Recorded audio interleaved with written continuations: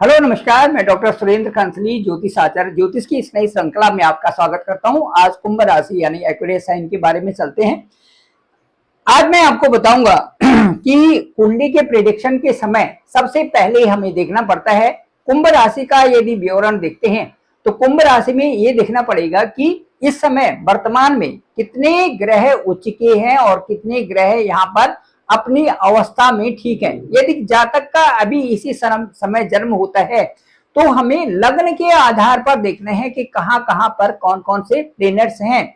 उसके साथ साथ में देखेंगे कि जो आपकी जो चार्ट है उसमें कितने ग्रह एग्जाल्टेड हैं। एग्जाल्टेड का मतलब ये है कि उच्च के कितने हैं, मूल त्रिकोण में कितने हैं, उसके बाद अपनी राशि में कितने हैं, मित्र राशि में कितने हैं और सम राशि में कौन कौन से ग्रह हैं। इनके आधार पर उच्च के ग्रहों को 100%, उसके बाद जो मूल त्रिकोण में जो है उनको 75%, जो अपनी ही राशि में 50% और उसके बाद जो सम राशि में है उनको 12.5%, 12.5% के रिजल्ट्स अपने आप मिलने शुरू हो जाते हैं। तो इसलिए सबसे पहले ये देखना पड़ता है कि उच्च के एग्जाल्टेड के कितने ग्रह, कितने प्लेनेट आपकी कुंडली में हैं।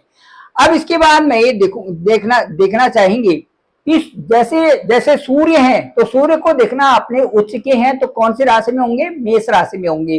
चंद्रमा यदि उच्च के होते हैं तो वो टॉरस यानी कि वो आपके वृषभ राशि में होंगे। और यदि मंगल यदि आपके उच्च के हैं तो होंगे आपके सीधे मकर राशि में होंगे। और उसके साथ साथ में यदि आपके राहु हैं तो मिथुन राशि, और उसके साथ साथ में केतु, उसके बाद यदि देखते हैं तो बृहस्पति कर्क राशि में, उसके बाद शनि को देखते हैं तुला राशि में, उसके बाद बुध को देखते हैं कन्या राशि में, और उसके साथ साथ में शुक्र को देखते हैं हम मीन राशि में। इन राशियों में ये उच्च के ग्रह दिखते हैं। अब मैं आपको ये बताऊंगा कि जो एग्जाल्टेड पोजीशन है, जितने भी ग्रह आपके उच्च के हैं कुंडली में, जितने भी ग्रह उच्च के हैं उनको एक तरफ आप उनको संकेत बना लीजिए कि ये उच्च के ग्रह हैं। और अब देखिए कि उनकी दशा और अंतर्दशा कब आ रही है। इनके साथ साथ में ग्रहों की ये स्थिति भी देखा जाता है कि उनकी अवस्था क्या है। यदि 0 से 6 डिग्री तक का वहां पर ग्रह है तो इसे कहते हैं बाल अवस्था। उसके बाद यदि 6 डिग्री से और 12 तक है तो इसे कुमार अवस्था कहते हैं, और 12 से 18 तक डिग्री का है तो उसे युवा अवस्था कहेंगे, और जो 18 से और 24 तक है इसे कहते हैं हम वृद्धा अवस्था। तो इस तरह से जो स्थिति होती है उनके अनुसार, उस अवस्था के अनुसार प्लेनेट्स बहुत अच्छे रिजल्ट देना शुरू कर देते हैं। इसके साथ साथ में ये देखेंगे कि जो आप इस समय जो वर्तमान अवस्था है, वर्तमान अवस्था में देखेंगे कि इस समय कुंडली में कौन कौन से हाउसेस में क्या क्या ट्रांजिट चल रहा है। जैसे अभी का समय है तो अभी के समय में कुंडली में जो राहु है वो फर्स्ट हाउस में ट्रांजिट कर रहे हैं।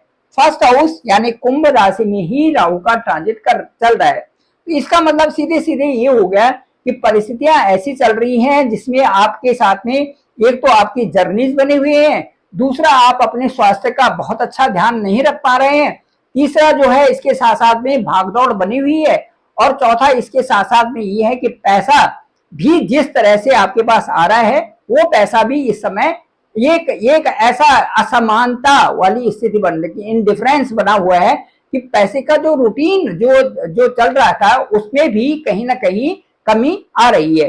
ये राहु का फर्स्ट हाउस है। उसके बाद ये सैटर्न आपके सेकेंड हाउस में है। सैटर्न वहां पर रेट्रोगेट की अवस्था में है, इसलिए सेकेंड हाउस से संबंधी जहां पर आपका जो कह सकते हैं कि जहां पर आपके साथ में आपका बोलने का तरीका है इसमें भी कहीं ना कहीं कमी आ रही है।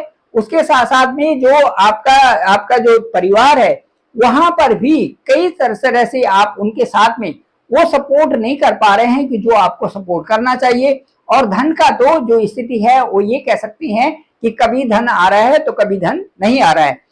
अब उसके बाद चलते हैं सीधे आप देखते हैं कि आपकी कुंडली में इस समय जो बहुत अच्छी बात है, और उनके साथ साथ में कुछ ऐसी चीजें हैं जो कि कहीं ना कहीं डिस्टर्बेंसेस भी पैदा करते हैं।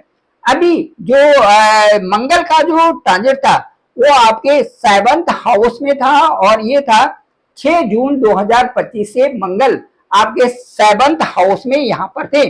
7th हाउस में मंगल का होना और केतु के साथ में होना काफी कुछ अड़चने ला रहा था। जो जून का महीना है वहां पर काफी कुछ अड़चने भी थी और गुप्त शत्रु भी आराम से अननेसेसरली जो है वहां पर हो रही थी। और उससे क्या था कि आपका आपका जो जो कह सकते हैं कि जो जैसे बीपी है उसमें भी परेशानी हो रही थी, आपका जो खाने का जो डाइट है उसमें भी कहीं ना कहीं कमी आ रही थी, और उसके साथ साथ में आपके जो बिजनेस है, जो व्यापार है उसमें भी कमी आ रही थी, और जो आपका अपना परिवार है उसमें भी कहीं ना कहीं वो सारी पूर्ति नहीं हो पा रही थी जिस ढंग से कि आप दिनचर्या को चला रहे थे।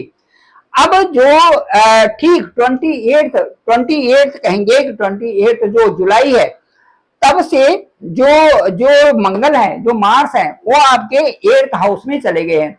अब जो 7th 8th और 12th हाउस के मार्स होते हैं यहाँ पर कुछ न कुछ दुखदाई जरूर होते हैं। यदि मंगल आपके 7वें घर में है, यदि मंगल आपके 8वें घर में है और मंगल आपके 12वें घर में है, तो यहाँ पर कुछ न कुछ अड़चने तो जरूर आती हैं।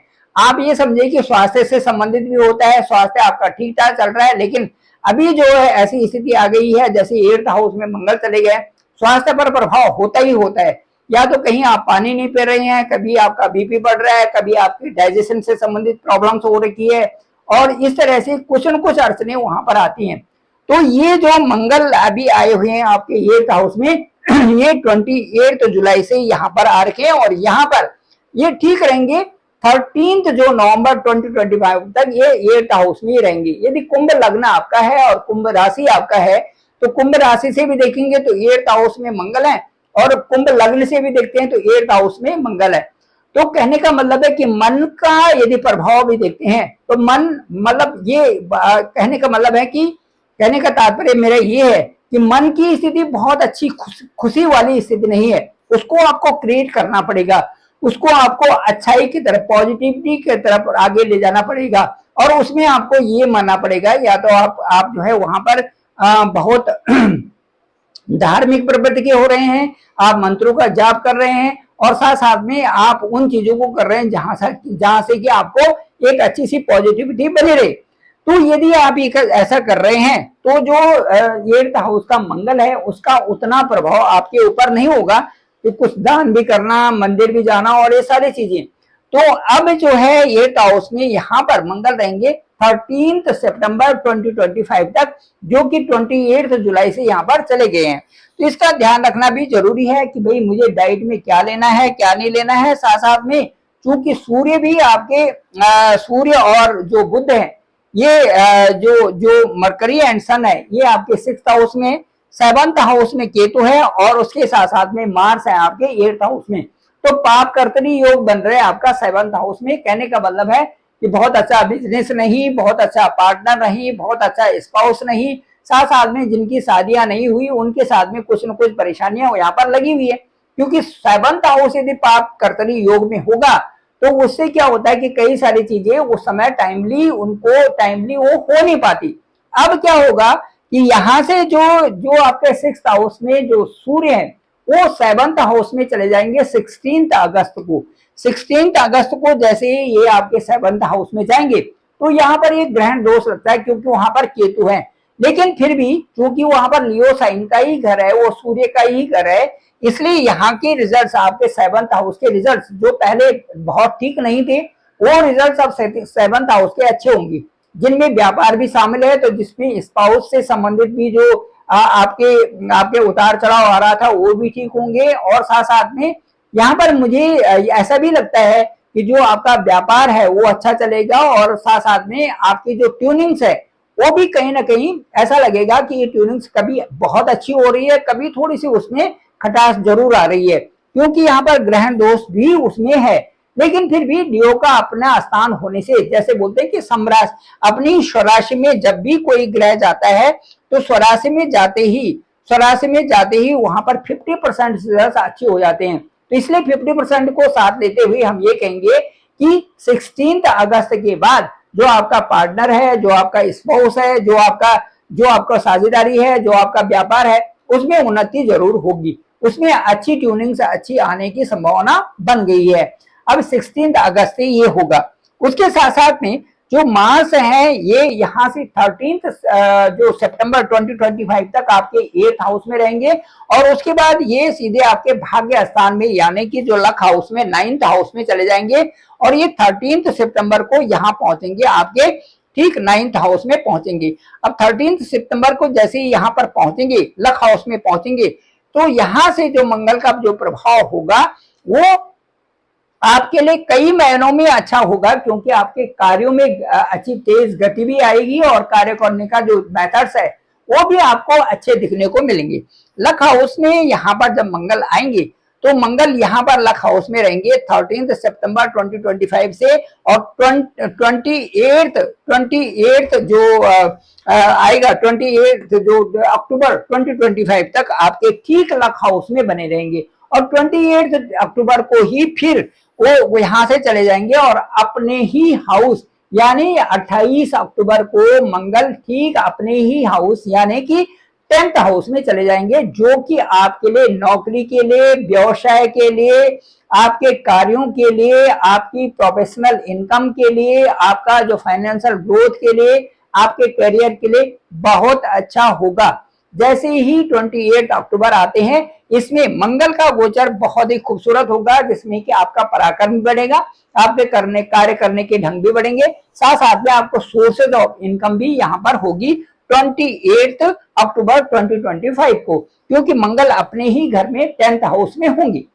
चलिए इसके बाद जो मंगल की यात्रा तो हुई, इसके बाद हम चलते हैं और सीधे गुरु को देखते हैं कि गुरु क्या क्या यहाँ पर आपकी कुंडली में किस तरह से गुरु का विशेष योगदान आपके साथ में हो रहा है। योगदान की बात करें तो गुरु के जो बहुत अच्छे रिजल्ट अभी तक नहीं आए थे वो अब आ रहे हैं, क्योंकि ये मार्गी होने के साथ साथ में कई सारी चीजें यहाँ पर जो जुपिटर अतिचारी अवस्था में गए हुए हैं। मार्गी के बाद जो अतिचारी अवस्था है वो एक ऐसी अवस्था होती है जिसमें कि जुपिटर से जो भी नैसर्गिक ग्रह होते हैं वो अपने रिजल्ट जल्दी जल्दी देने शुरू कर देते हैं। अब 5th हाउस है, 5th हाउस आपका संतान का है, संतान सुख का है, प्रगति का है और यहाँ पर आपकी पढ़ाई का है, इसके छात्रों के लिए अच्छे परिणाम का है। इसके साथ साथ में बुद्धि और विद्या का स्थान भी है, संतान का भी है, छात्र का भी है। काल पुरुष की कुंडली के अनुसार 5th स्थान बड़ा शुभ फल देने वाला होता है। यदि यहाँ पर जुपिटर होता है तो काल पुरुष की कुंडली के अनुसार भी 5th हाउस में बड़े अच्छे परिणाम आते हैं। साथ साथ में जो आपके जुपिटर हैं ये आपके धनेश भी हैं तो आपके लाभेश भी हैं, मतलब धन के स्थान के लॉर्ड भी हैं और जो प्रॉफिट है उनके भी लॉर्ड हैं। ये कहाँ बैठे हुए हैं? 5th हाउस में बैठते हैं। तो 5th हाउस का मतलब यदि कैलकुलेशन की जाए तो काल पुरुष की कुंडली के अनुसार जो 5th हाउस है वहां के रिजल्ट अच्छे होते हैं यदि जुपिटर वहां पर होता है। तो जुपिटर की ठीक ऐसी स्थिति बनी हुई है आपकी 5th हाउस में। 5th हाउस में यहाँ पर जो ये ऐसी स्थिति बनी हुई है जिसमें कि अच्छे परिणाम आपके साथ में मिलने वाले हैं। ये कैसे? जैसे शेयर मार्केट से संबंधित भी अच्छे आएंगे, लेकिन इसमें थोड़ा ध्यान रखना पड़ेगा। व्यापार से संबंधित भी अच्छे परिणाम आएंगे, नव दंपतियों से संबंधित अच्छे परिणाम आएंगे, उसके साथ साथ में यदि शादी सगाई नहीं हो रखी है तो ये भी होगी। साथ साथ में यहाँ पर जो अच्छे परिणाम होंगे उनके साथ साथ में जैसे बच्चा यदि कंसीव नहीं हो रहा है तो वो भी होगा, संतान का सुख मिलेगा, संतान को अच्छी रिवार्ड भी मिलेगी, घर में नया मेहमान आ सकता है। ये सारी स्थितियां 5th हाउस से जुपिटर के कारण संभव है। इसके साथ साथ में मैं ये बताऊंगा कि अतिचारी अवस्था का मतलब है एक्सेसिव स्पीड। एक्सेसिव स्पीड में जुपिटर जाएंगे आपके 6th हाउस में, 6th हाउस में उच्च के हो जाएंगे, उच्च के कर्क राशि में उच्च के होते ही 100% रिजल्ट वहां से 6th हाउस से आने शुरू हो जाएंगे।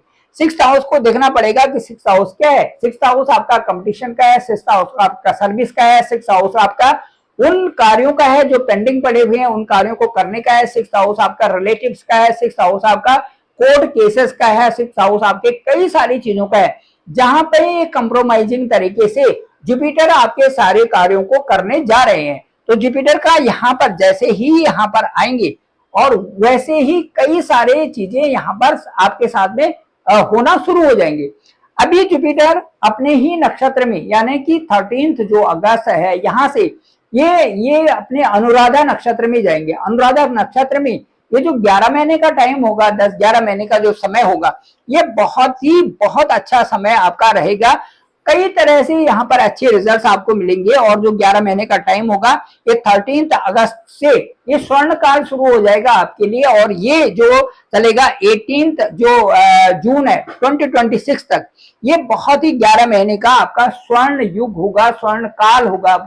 स्वर्ण काल यानी कि ऐसा पीरियड होगा जिसमें कि आपको बहुत उन्नति के मिलने के आसार बने हुए हैं।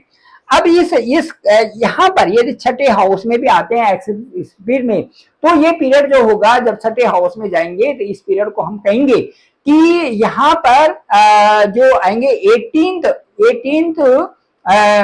अक्टूबर को, 18 अक्टूबर 2025 से आपके 6th हाउस में आएंगे, और उसके बाद 5 दिसंबर तक 6th हाउस में यहाँ पर आपके रहेंगे जुपिटर। अब जुपिटर यहाँ पर रहेंगे अप्रॉक्स 4 मंथ्स एंड 15 डेज का टाइम होगा। तो इसमें आपके जो भी कार्य अब तक के पूरे नहीं हो रहे थे, उन सारे कार्यों को पूरा करने का पूरी कोशिश करेंगे एक कंप्रोमाइजिंग तरीके से जुपिटर। उसके बाद जैसे ही 5 दिसंबर के बाद फिर अगेन वो आ जाएंगे 5th हाउस में आ जाएंगे, क्योंकि अतिचारी अवस्था थी, और फिर उसके बाद रेट्रोगेट होकर के वहीं पर आएंगे। रेट्रोगेट का भी जो पीरियड होगा वो आपका नवंबर से और मार्च तक का रहेगा, 11 मार्च तक रहेगा जुपिटर का। तो इस पीरियड में भी, क्योंकि जब भी एक शुभ ग्रह, एक नैसर्गिक ग्रह जब भी रेट्रोगेट होते हैं, तो उसमें से उनका स्वेच्छा बल बढ़ जाता है। स्वेच्छा बल बढ़ने का मतलब है कि जिन कार्यों में आप लगे हुए थे उनकी पूर्णता बहुत नजदीकी से दिखाई देती है। तो रेट्रोगेट में भी अच्छे ही परिणाम होंगे। और जो 5 दिसंबर से और उसके बाद जो 18 जो जून 2026 तक जुपिटर फिर आपके 5th हाउस में रह करके बहुत अच्छे रिजल्ट्स आपको देने वाले हैं।